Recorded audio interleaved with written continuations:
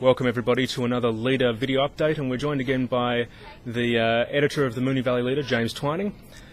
And to celebrate nice Friday, I suppose, neither of us are wearing a tie. Hi James, how are you? Well, thanks John. Very relaxed environment here on Friday afternoon. Fabulous. Leader office. Fantastic. Let's talk about the week's news and a bit of a fill-up for the Aberfeldy Footy Club. Spot on, John. Great news this week where it went that Jason Akermanis, the 300-game superstar, will be playing for the Arbors in the Essendon District Football League. Our sports journo Sam Landsberger has managed to land an exclusive chat with Aker about his upcoming game on May 28. Now, Jason Akermanis doesn't give many interviews, and it was a rare get for us to sort of get him over the phone for 5 minutes and just find out what he was hoping to achieve by coming down here and playing a one-off game for the club. This is, of course, part of his big Australian-wide tour, I guess you could say. He's playing for 4 different clubs as well as his home Tasmanian club. And it's a major boon, I think, for the local football league. It's going to attract a massive crowd, which will help, of course, with takings at the canteen. You can't charge for people to come through the gate, of course, but it's just great exposure for the league and the club as well, and an opportunity for Aker to give back to the community, I guess, after a long career. An interesting quirk to this, John, is that a camera will be following Aker's move around as he plays during the game. He says this is to try and deter anyone from trying to give him a whack behind the play, which is it's an interesting measure. I think he copped a bit of stick from opponents in his last game up in the Ovens and Murray Football League in country Victoria, so he's pulling out all stops to make sure he doesn't cop another whack behind play. There's a real Brisbane Lions flavour to this game as well, John, in that Mal Michael, we understand, will also be playing for Aberfeldy alongside Jason, and also the coach of Avondale Heights is Chris Johnson, Jason's former Brisbane Lions teammate, and they played in the premiership together. So we also hear about what they think about lining up on opposing teams once again. And stay tuned at the Moonee Valley Leader newspaper or localfooty.com.au to see how they line up on the paddock. Now, from lions to cats, and there seems to be a curfew or proposed curfew in place for cats in the area. Yeah, that's right, John. Moonee Valley Council is the latest council in Melbourne to adopt this policy where all cats will now have to stay on the property between dusk and dawn.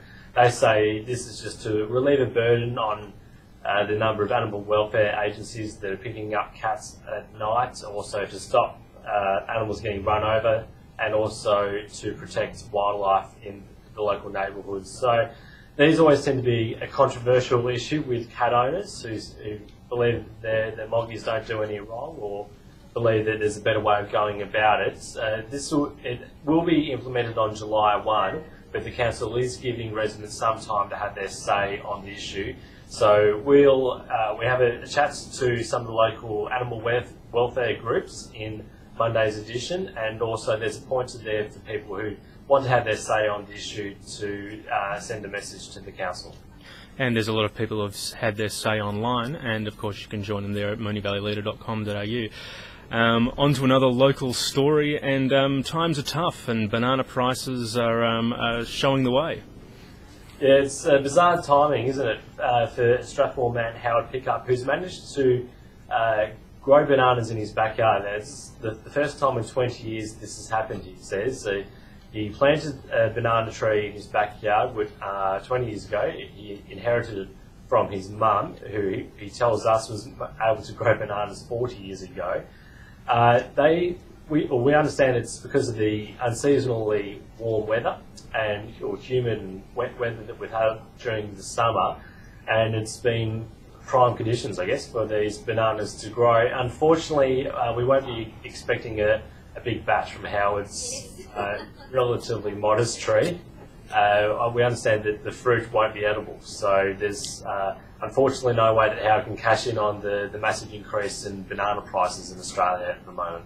Now that's a real shame, because I was hoping to get a Melbourne banana taste test happening on the video update at some stage in the future. Let's talk about other budget matters, and both the state and council budgets have been released quite recently. Yeah, that's right. Some mixed responses to the state budget, first of all, John.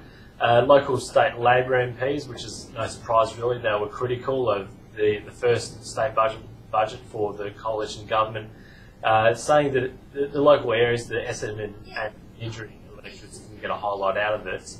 That, of course, has been disputed by the Liberal National Government. One key thing, of course, in this area and in the western suburbs is the Western Autistic School, which was a major promise going into the election with the coalition government. Now, the understanding was that the campus at Laverton would be expanded from prep to grade 3 to prep to 12. That's now a little bit up in the air as to which way it will go exactly, because there is, of course, an existing campus in Idri, which is in the Moonee Valley area.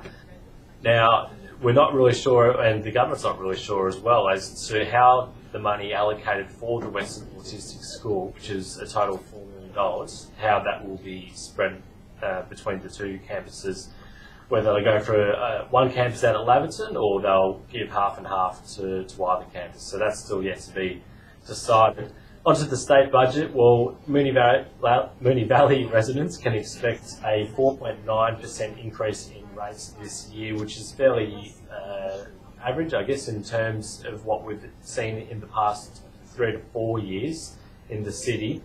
It's about an extra $66 extra a year, told. Some of the major capital works projects that residents can expect will be upgrades to the East Keilor Leisure Centre, Avondale Heights Library, and also the usual local roads, drains and footpaths. Fantastic, thank you, James. And you can read about these stories on the moonevalleyleader.com.au and more in the Moonee Valley Leader newspaper coming out next week. Thanks, John. Thanks, James.